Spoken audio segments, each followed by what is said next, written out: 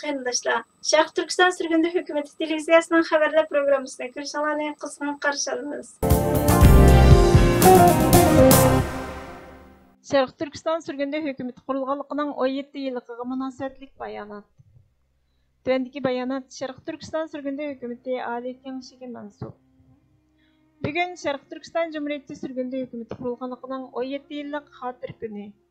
2004 yili 14 sentabr kuni Uyg'ur, Qozoq, Qirg'iz qatorliq turk faoliyatchilar, siyosatchilar, jamoat arboblari Washingtonda jam bo'lib Sharq Turkiston Cumhuriyeti surgunda hukumatini qurib chiqdi. Sharq Turkiston surgunda hukumati 1933 yili va 1944 yili qurilgan Sharq Turkiston Cumhuriyetining davomi. Xitoy Xalq Cumhuriyeti 1949 yili 22 dekabrda Sharq Turkiston Cumhuriyetini ag'dirib tashladi. Bu Sharq Turkiston xalqining zimmasiga ana vatanini Xitoy tajovuzchilaridan qaytarib olishning kelgusidagi birdan-bir chiqish yo'li ekanligidan iborat tarixiy bir vazifani belgiladi. O'tgan 17 yilda Sharq Turkiston surgunda hukumati ichki va sirtqi jihatdan nurg'unlagan qarama-qarshilik shundoqla mushkullarga duch keldi. Nurg'unlagan o'zgarishlar orqali bu mushkullarni asta-asta yengdi. Natijada siyosiy ideologiyaga markazlashgan tashkilotdan kasbiy harakatga markazlashgan tashkilotga aylanib, dunyodagi Uyg'ur va boshqa Sharq Turkistonlik yerlik turk aholisining hurligi, demokratiyasi, mustaqilligi uchun ularning kasbiy harakatga markazlashgan irodasiga vakillik qildi. Bo'libmi surgundagi Uyg'urlar va boshqa Sharq Turkistonliklarning siyosiy irodasini Sharq Turkistonning mustaqilligiga qaratishni, Sharq Turkiston davlatini yangidan qurib chiqishni maqsad qildi. Bu strategik maqsadga yetish uchun Sharq Turkiston surgunda hukumati Washington va boshqa dunyoning har qaysi joylarida nurg'unlagan ta'sir kuchga ega ahamiyatli namoyishlarni tashkilladi. Shuning bilan bir vaqtda Amerika, Angliya, Kanada va boshqa Yevropa davlatlarining Sharq Turkistonda Xitoyning yurgizayotgan vahshiyliklarini, irqiy qirg'inchilik, Sharq Turkistonni besib olingan davlat deb tanish uchun siyosiy hujjat va takliflarni sundi. Undan boshqa 21 asrda Uyg'urlarning va boshqa Sharq Turkistondagi yerlik turk aholisining tragediyasining, ya'ni davomlashayotgan irqiy qirg'inchilikning sababining Sharq Turkistonning Xitoy amaldorlari tomonidan asir qilingan davlat ekanligidan iborat haqiqatga bo'lgan tunishini o'stirish uchun yig'inlarga qatnashdi. Yig'in va boshqa faoliyatlarni o'rinlashtirdi.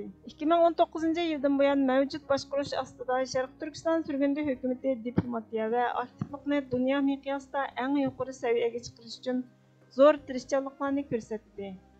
Sharq Turkiston va uning xalqining siyosiy irodasini ifodalash uchun har turli hukumat va ommaviy tashkilotlar bilan strategik munosabat o'rnatdi. Bunun sırtida Sharq Turkiston surgunda hukumati surgundagi Uyg'urlarni to'g'ri, cho'nqur va aloqador uchurlar bilan ta'minlash uchun Uyg'urcha xabar programmasi tarqatadigan televiziya stansiyasi qurdi. Bu programma orqali Uyg'urlar dunyoni o'z nuqtai nazaridan chiqib ko'ra oladigan bo'ldi. Sharq Turkiston surgunda hukumati yana ilgirlab hukumat iqtidori va qurilishini kuchaytirish bilan bir vaqtda yer shari aloqa iqtidorini kuchaytirishni maqsad qildi.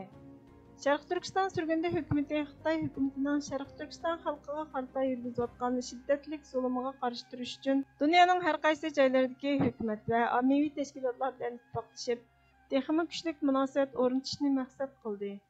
Bu maqsad Uyg'ur va boshqa Sharq Turkistonning yerlik turklariga adolatni qo'lga keltirish uchun xalqaro qonunga uyg'un bo'lgan xalqaro qurilishlarning, ya'ni xalqaro jinoiy ishlar sud mahkamasining peshonlarini qo'llanishni taqozo qiladi.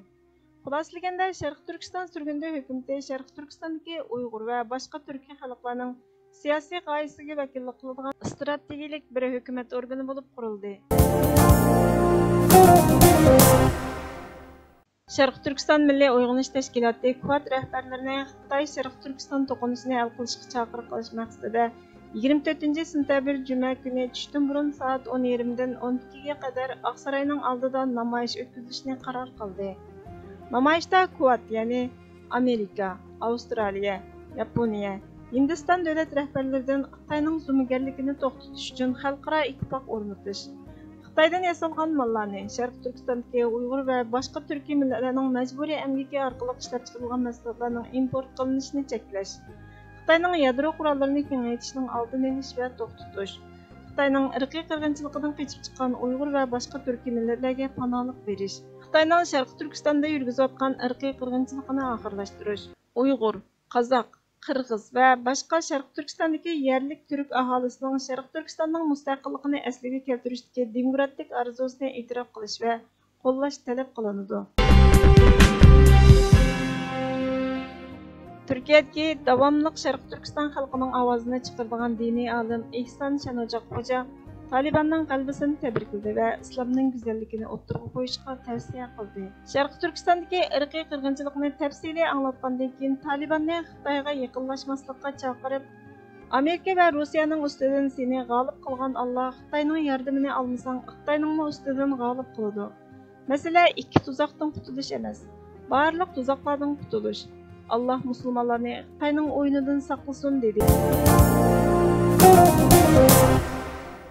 Türkiye'nin vatan qutquzish urushida cho'ng kichik barliq erlar urushga ketib, yurtda ayollarla qoladi. Bir kuni Ayşe ismli bir ayol kenetdagi barliq ayollarni yig'ib, qarindoshlar, vatanni qutquzish erlarningla vazifasi emas. Balki o'q-dorilar ozlab qolgandir. Darhol jang maydoniga o'q-dori to'shili deydi. Shuning bilan ayollar dumbisiga o'q-dorilarni tengib, quchqiga bolalarini ilib o'q-dori to'shiydi. Shundoq go'zal ruh badaliga Allohning yordami bilan vatan ozod qilinadi. Hurmatli ko'ruvchilar, xabarlarimizni ko'ngildan uchun ko'p rahmat. Kelar qatimki programmamizda ko'rishguncha Allohga omonat bo'linglar.